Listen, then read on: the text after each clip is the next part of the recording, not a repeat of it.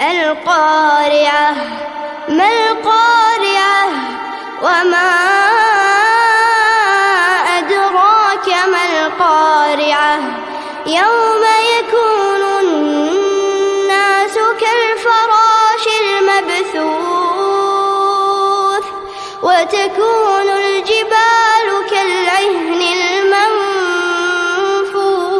المنفوش فأما من ثقلت موازينه فهو في عيشة راضية وأما من خفت موازينه فأولئك